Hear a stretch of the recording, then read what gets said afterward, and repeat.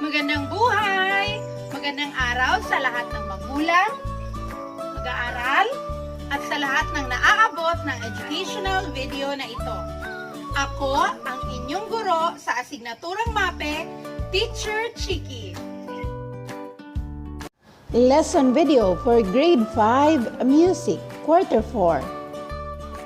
Texture, 3-part rounds at partner songs.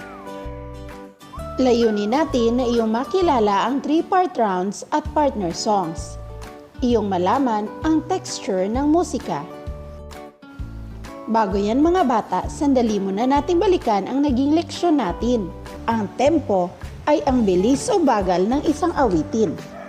Kagaya rin ito ng dynamics sapagkat nagbibigay ito ng karagdagang ganda sa pagpapahayag at pagpapahiwatig ng damdamin ng isang awitin. Sinusukat ang bilis o bagal sa pamamagitan ng metronome.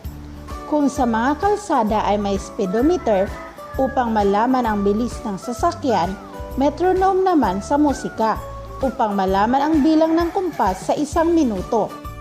Narito ang ilang mga salitang mula sa Italia na kadalasang nakikita sa mga awitin. Largo, napakabagal, very slow. Andante, mabagal, slow. Moderato, hindi gaanong mabilis, hindi gaanong mabagal, katamtaman lamang. Allegro, mabilis. Vivace, mas mabilis at mas masigla.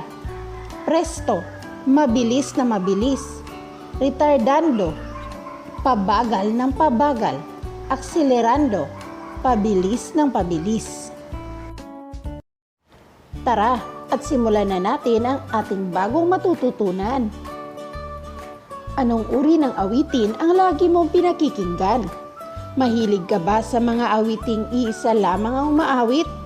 O mas gusto mo yung marami ang umaawit gaya ng mga choir? Kung noong nakaraang leksyon ay natutunan natin ang mga damdaming hatid ng musika dahil sa dynamics at tempo, ngayon ay alamin natin ang texture ng musika. May texture ng musika na manipis at makapal.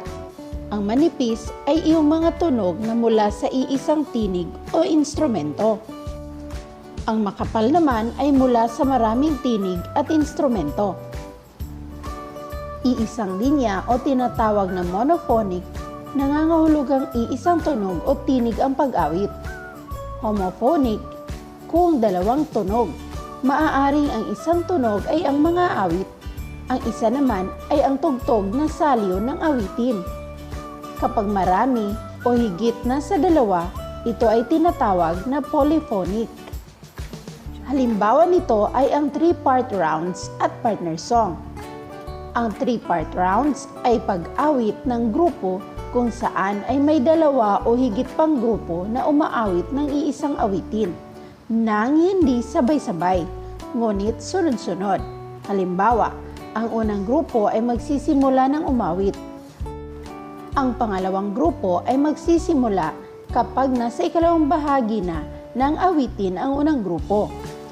Ang ikatlong grupo naman ay magsisimula kapag ang unang grupo ay nasa ikatlong bahagi na ng awitin. Samantalang ang partner song ay may iba't ibang awitin ngunit inaawit ng sabayan. Nang dahil sa mga paraang ito ng pag-awit, nadadagdagang ganda ang mga awitin.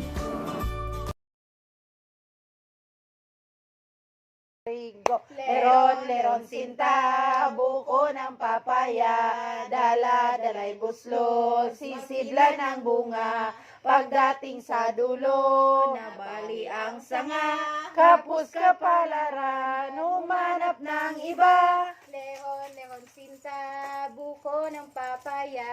Leron, leron sinta, buko ng papaya, dala, dalay buslo, bukulan ng bunga, pagdating sa dulo, nabali ang sanga, kapus kapalaran, humanap ng iba. Kapus kapalaran, humanap ng iba. Subukin natin. Ano ang kaibahan ng 3-part rounds at partner song? Kaya mo bang ipaliwanag?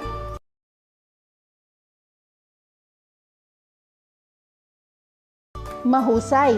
Ang 3-part rounds ay inaawit ng 2 o 3 pangkat, iisang awitin, ngunit inaawit ng iba't ibang pagkakataon.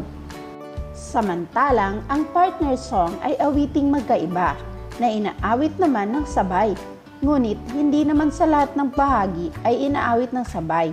Inaawit ng sabay kung magkapareho ang rhythm at haba nito. Tandaan natin, ang mga awitin ay napakaganda at napakasayang pakinggan, lalo na kung ang mensahe ng awitin ay nakapagbibigay lakas sa ating mga puso't damdamin. Gamit ang 3-part rounds at partner song ay mas mapapaganda ang awitin, lalo na kung ito ay awiting papuri at pagmamahal sa Diyos. Buong puso ako nasisiyahan dahil nagawa mo ng buong husay ang lahat ng gawain mo. Nauma na ang atong klase. Kita-kita ta sa sunod. Padayon sa pagtuon.